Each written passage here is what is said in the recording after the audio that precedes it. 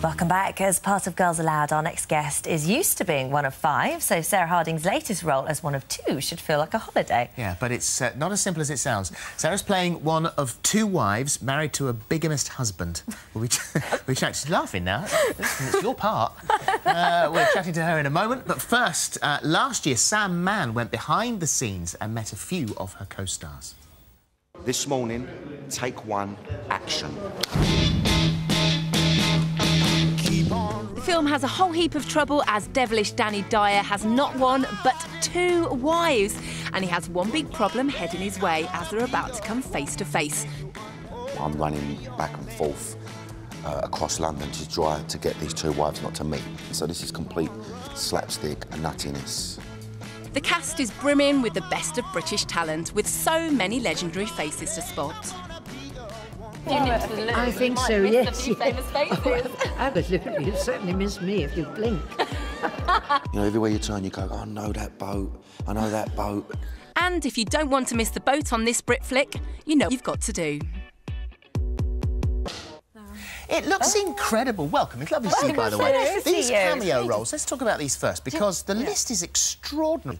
So we saw lovely Maureen Lipman there, but you've got people like Christopher Biggins, Lionel Blair, Russ Abbott, Richard Bryars, Barry Cryer, Ray Winston, Rolf Harris, Cliff Richard, Andrew Sachs. It's a long list. There's a massive list. Really big. So what were they all doing? They just have little cameos. I mean, even Judi Dench you wouldn't necessarily recognise, but they all have little bit clips, and it's almost like Spot the Celeb. So what was she? How will we see You have to Judi wait Dench? and see, to see if you can. Because I think personally she's unrecognisable. Really? Yeah, but she And did you get to meet them all, or were they in on other days? Yeah, some of them were in on other days. I got to meet Andrew Sachs, who's lovely, and a few other people. I love June Whitfield. Yes. She's so sweet. So how did this come about? Because obviously when it all took a bit of a break and you had a few years out, I mean, they all sort of went off and the girls all did different bits, solo careers, this, that and the other, but you seem to focus on the acting. I know everyone seems to think that I just want to like take off and be an actress and everything else. I love to act, don't get me wrong, but I love my music. I'm always going to love my music. I just, you know, it's in my blood. So what can I say? But, well, we'll come to that in a minute because you're actually going to get back together again and doing your tour. But as far as this is concerned, so your hiatus, this break that you had, meant that you got into this instead, and it's been very successful for you. And this really is probably the biggest role so far, isn't it? It's my first lead role, and do you know, like, the last time I came here to see you guys, I actually went for the casting. Oh, did you? Straight afterwards, and that's when I got the part. So let's explain a bit of the story, because originally it was a stage, and then it's being adapted for the big screen. Run for Your Wife, it's called. Now this is a story of John Smith. Yes. Who is Danny Dyer, and he's a cabbie, isn't he? He's a black cabbie, and he has got 2 wives. He's been happily married to both of them for 5 years. None of them know about each other. There's you, and you are... Where do you... Stephanie. You're Stephanie, you're in North London, you're in Finsbury. Then you've got Michelle, who's played by Denise Van Outen, and she's down in Stockwell. And all is ticking along very nicely. He's getting away with these parallel lives until he's involved in a mugging. Yes. Am I right? And Judy plays parts in that. Right. So we got it out of you in the end. But it is hilarious. It's very slapstick comedy. You know, one door opens, another one closes. Biggins and Lionel were hilarious. I mean, it was a laugh a minute on set. And Ray, the director, is absolutely... He's got so much energy. He was the first on set, last one to leave. Didn't he tell you that acting was like singing, that you needed to... He's always jigging around. I want to we see you can do see, it like this. We can see that. Yeah, he's lovely. We called him Uncle Ray.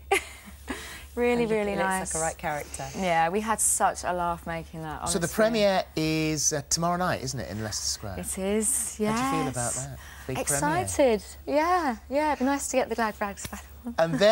And then you've got, as we said a moment ago, you've got the music, which is looming, because there is a...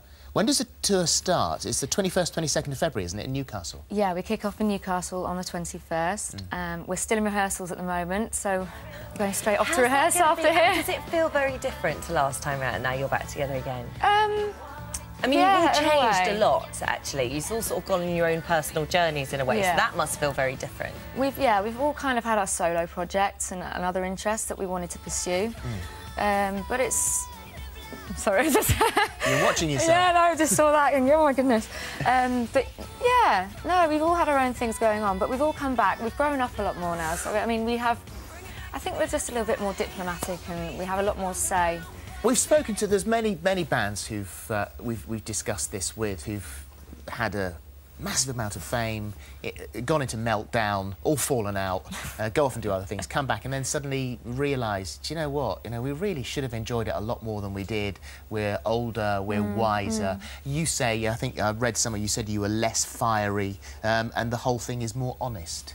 Yeah, nowadays I think, yeah, definitely. I mean, back then we were a lot younger, we were known for sort of speaking our minds, and I think that's why people liked us.